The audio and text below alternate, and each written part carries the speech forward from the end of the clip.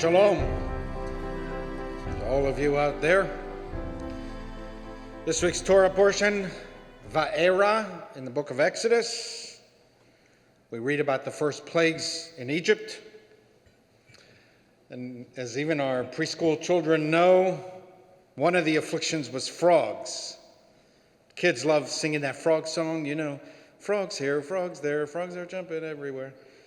We give them these little toy frogs, and they gleefully imagine the Sicilians emerging from the Nile, creaking, croaking, and crawling into every corner of Egypt. The Torah states, and God said to Moses, say to Aaron, hold out your arm with the rod over the rivers, canals, and ponds, and bring up the frogs from the land of Egypt.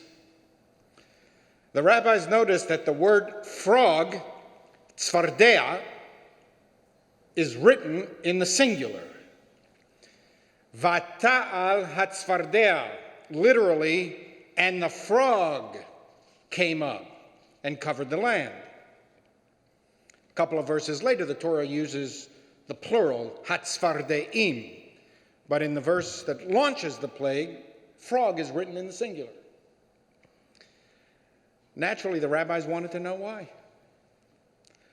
What is the reason that the Torah first describes the frogs in the singular, literally, the frog emerged from the water, and only afterwards, when masses of them began croaking around Egypt, are they mentioned in the plural?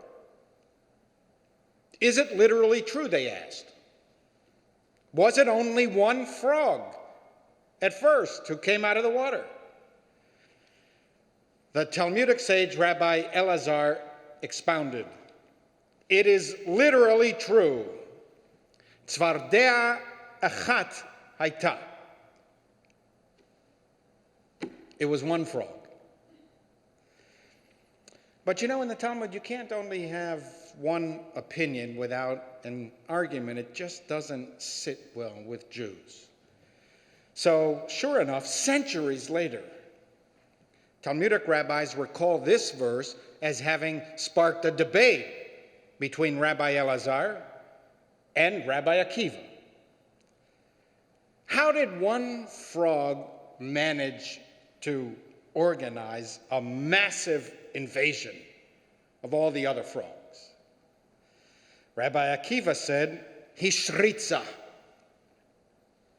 The one frog spawned, created, fathered, reproduced all the other frogs. Rabbi Elazar disagreed. And he responded to Akiva, you know, with this kind of salty rabbinic language. He said to Akiva, you know what, Akiva, stick to what you know. Your specialty is halacha, Jewish law. Stick to that. Your specialty is not agada, which is non-legal exegesis. Non-legal exegesis is my field, said Rabbi Elazar. So I will tell you, Akiva, what really happened there. It's not that one frog spawned all the other frogs. It's that one frog sharkalahem. One frog whistled to them, beckoned to them, and then they all came. What's the difference between Rabbi Elazar and Rabbi Akiva? According to Akiva, all the frogs came from one parent frog. Almost like one frog had a sort of genetic mutation and birthed such a mass of poisonous frogs that in no time Egypt was covered in them. But Elazar disagreed with Akiva. According to Elazar, it wasn't that one frog gave birth to all the other frogs. All the other frogs were already there. All that the lead frog had to do was to whistle to them, to marshal them, to organize them, and they came, eager to spread their poison. Now, if you're not steeped in Jewish learning, you might skip over this brief debate entirely. I know other congregations that the congregants don't care, but I know that you care. You're familiar with this. But you could ask, who cares who was right? One frog spawned the other frogs, or one frog whistled to all the other frogs. What does it matter? Either way, millions of frogs came and covered the land of Egypt. But actually, this one seemingly innocuous Talmudic debate contains an enormous idea. How does a community decline? How was the glory of the ancient Near East, the mighty empire of Egypt, how was Egypt brought to its knees? One view, Akiva's view, is that one hateful person over time fills the land with poisonous ideas. It all comes from this one person. He is the progenitor of poison. He plants in the masses ideas that were never there. One person filled with noxious ideas instills venom in millions of others. He fathers it, he creates it, he spawns it, and implants it, poisoning so many hearts and minds. Sooner or later, they crawl out of all the rivers, canals, and ponds where they reside and cover every corner, crack, and crevice of the land, spreading poison in their wake. The other view, Elazar's view, also affirms the power of one person, one leader, but this view contends that the poison is already there. There are millions of poisonous frogs in the world. They exist in nature. They were created that way, poisonous. There are millions of toxic human beings in the world. We were created this way. All of us are filled with hate, animosity, resentment, animus, prejudice, loathing, malice, contempt, bigotry, chauvinism, xenophobia. We all have that potential in us. It already exists in the human creature. That's how we were made. No one spawns them in us. We have these qualities. We have this potential already in us. You have these impulses too.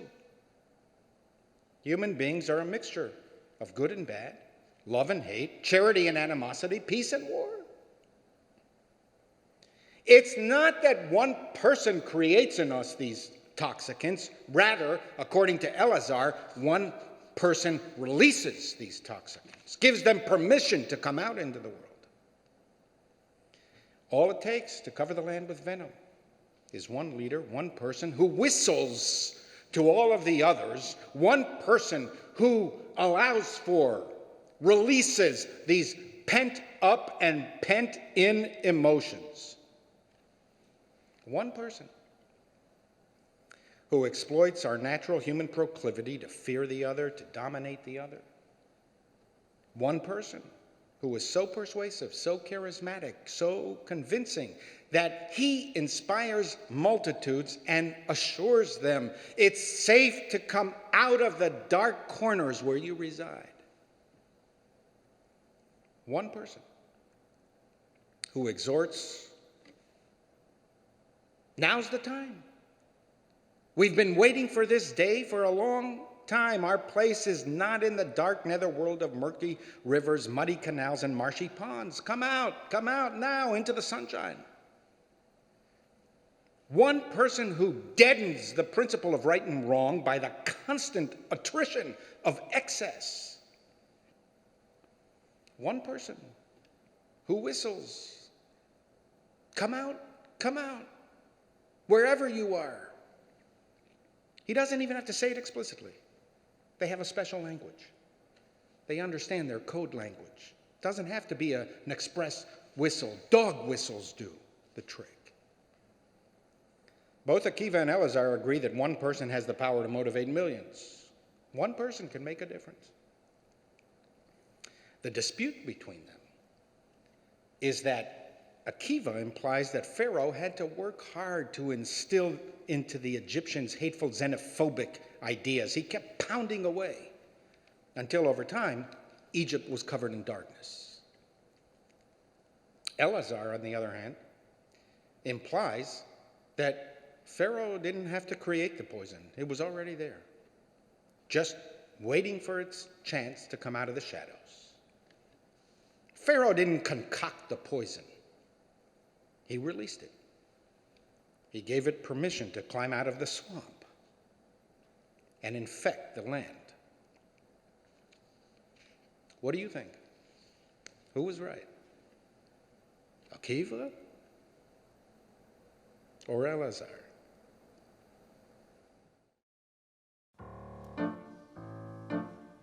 לך דודי לקראת כלה בני שבת נקבלה לך דודי לקראת כלה בני שבת נקבלה שמור וזכור בדיבור אחד השמיענו אל המיוחד אדוני אחד ושמו אחד לשם תפארת ותהילה לך דודי לקראת כלה בני שבת נקבלה לך דודי לקראת כלה בני שבת נקבלה לקראת שבת לכו ונלכה כי מקור הברכה מראש מקרן אסותך סוף מעשה במחשבה תחילה לך דודי לקראת כלה בני שבת נקבלה לך דודי לקראת כלה בני שבת נקבלה מקדש מלך עיר מלוכה ומצאים מתוך אפיך רב לך שבט ונקבך והוא יחמול עלייך חמלה לך דודי לקראת כלה בני שבת נקבלה לך דודי לקראת כלה בני שבת נקבלה התנערי מעפר קומי לשי בגדי תפארתך עמי על יד בן ישי בית הלחמי ורמת נפשי גאלה לך דודי לקראת כלה בני שבת נקבלה לך דודי לקראת כלה בני שבת נקבלה התעוררי התעוררי כי באורך ומיורי אורי אורי שיר דברי כבוד אדוני עלייך נגלה לך דודי לקראת כלה בני שבת נקבלה לך דודי לקראת כלה בני שבת נקבלה לך דודי לקראת כלה בני שבת נקבלה לך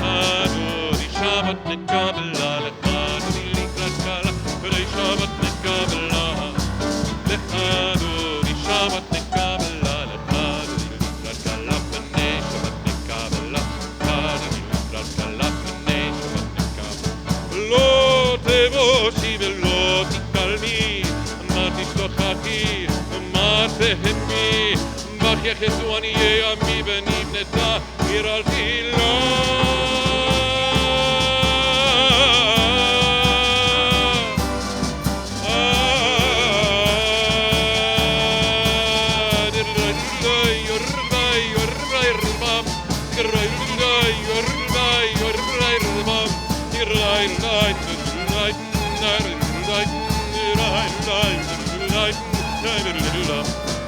אדוני לקראת גל בני שבת נקבלה לך אדוני שבת נקבלה לך אדוני לקראת גל בני שבת נקבלה לך אדוני שבת נקבל אדוני לקראת גל בני שבת נקבלה לך אדוני לקראת גל בני שבת והיו לבסיסה שוסייך ורחקו כל מבלייך יסיס עלייך אלוהייך יצוס חתנה לכלה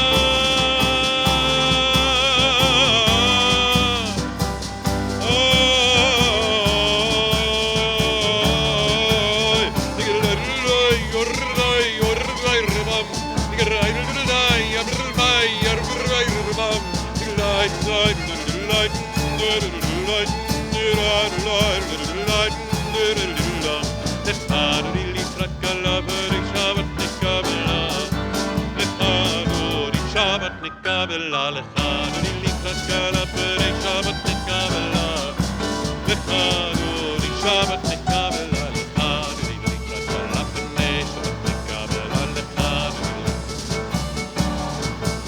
אדוני ימין ושמאל תפרוצי ואת אדוני תריצי על יריש בן פרצי ונשמחה ונגילה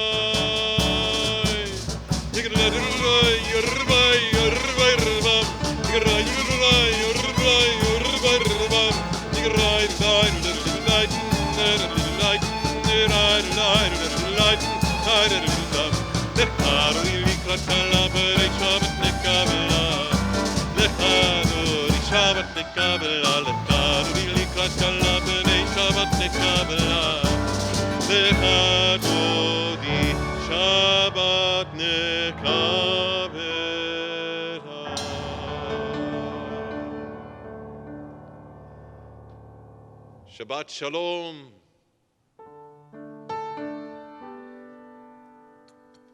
We welcome Shabbat together. Page 22. Mizmor Shir Yom HaShabbat. Tov lehodot l'Adonai. It's good to give thanks to God and to sing God's name on high.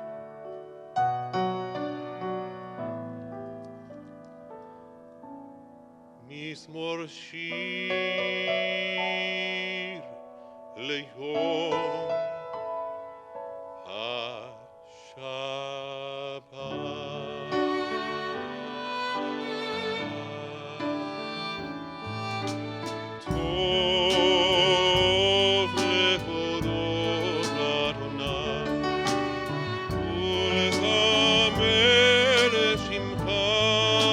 העליון, טוב להודות אדוני, ולזמר לשמך עליון, להקיא בבוקר, בבוקר חסדיך, באמונת הלילות,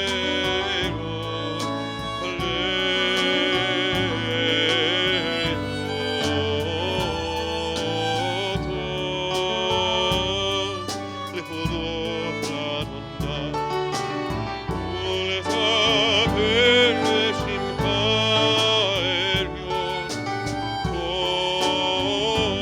להודות לאדוני, ולזמר לשמך עליון. עלי עשור ועלי נבל, עלי היגיון וכינור, כי זימרתני אדוני לפועליך, במעשה ידיך רבים. טוב להודות לאדוני, ולזמר לשמך עליון, טוב להודות לאדוני, ולזמר לשמך עליון. גדלו מעשיך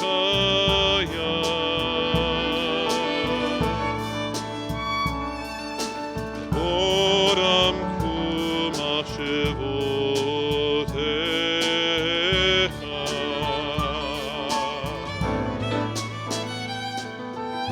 מה גדלו מעשיך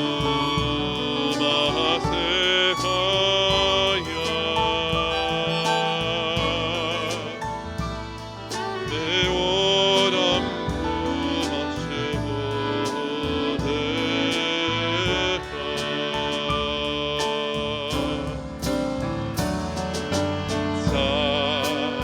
צדיק אתה אמר יפרח, כארז בלבנון יזכה, שטובי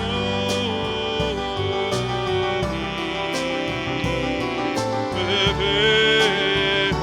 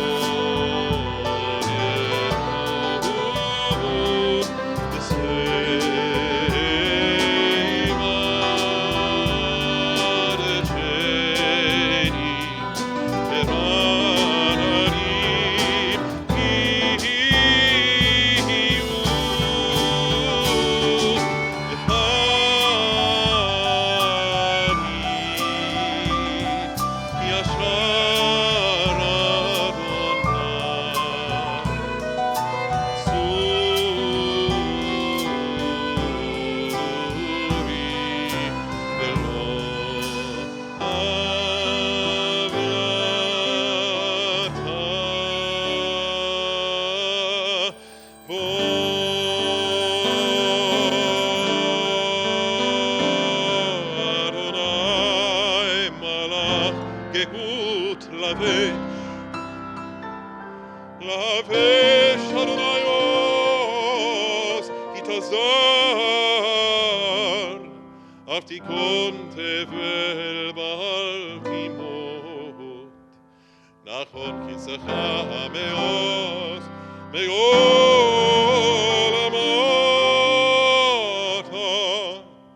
נעשו נרות אדוני, נעשו נרות כל יישאו להרות דוח ים.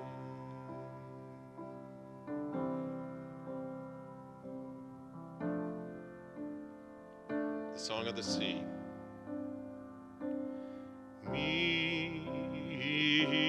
מקולות מים רבים אדירים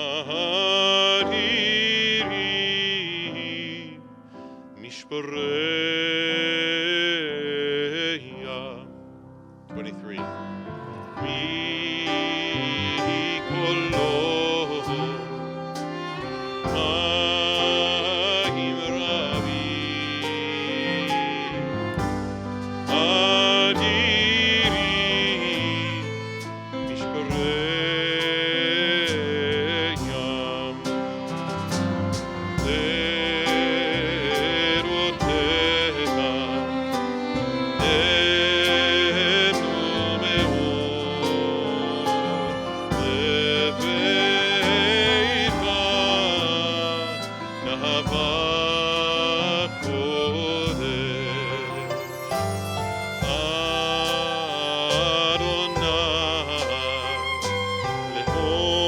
לאורך ימים, אדוני לאורך ימים. מקולות מים רבים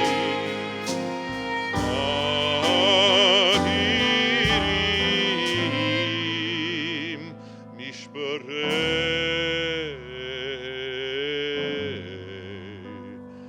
ים.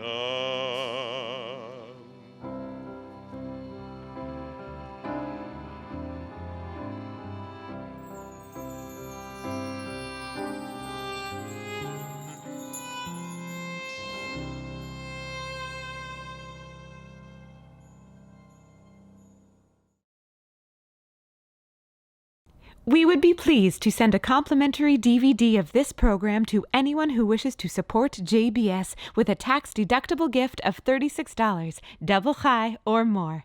Simply visit the JBS website at jbstv.org and click on the Donate button to make a donation by PayPal or your credit card. And please indicate the program for which you would like a DVD. Or you can send your tax-deductible check to JBS, Post Office Box 360, Stamford, Connecticut 06904. Or you can call the JBS Pledge Line at 833-MY-JBS-TV. That's 833-695-2788. And again, please remember to indicate which program you would like to receive with our compliments. We thank you for your kind support.